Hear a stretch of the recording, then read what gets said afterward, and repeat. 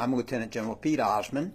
I serve as the President and CEO of the Marine Toys for Tots Foundation, and I've been doing this job now for about 11 years. The Marine Toys for Tots program has been around now for over 70 years. The first campaign was in 1947 in Los Angeles, and because of the success of that single campaign, the Commandant directed in 1948 that all reserve units across the country would conduct a Toys for Tots campaign.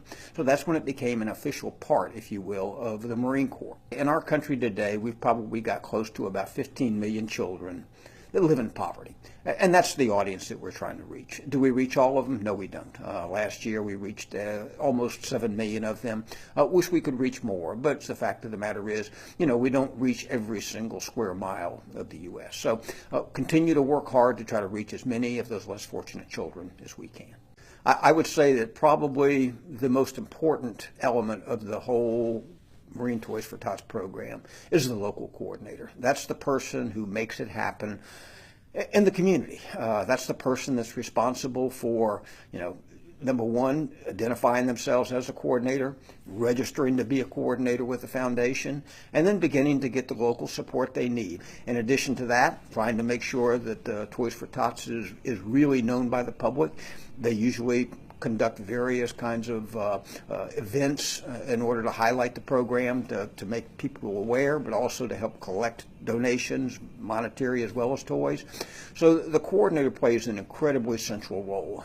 The Marine Toys for Tots program has been blessed with great corporate sponsors over the years. The first one, and probably the one that is most important, is Disney. Disney came on board when we had the first, real Toys for Tots campaign in 1948. In fact, Disney himself crafted our first poster, and they have been incredibly supportive ever since. Every single year they step up to the plate and support the Marine Toys for Tots program one way or another. We've also had wonderful other corporate sponsors. Scholastic has donated probably millions of wonderful children's books over the years. One of our probably strongest corporate sponsors for 14 years was Toys R Us, again collecting, helping us raise money each year, anywhere from $4 to $6 million, so they were tremendously supportive. Today we're blessed with great corporate sponsors with Hasbro, Build-A-Bear, and the list goes on, Lego.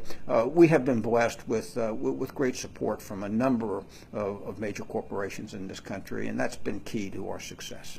One of the great things that we enjoy with the Marine Toys for Tots program is the fact that it is well known. You probably would find it difficult to find people in the country that have not heard the term Toys for Tots.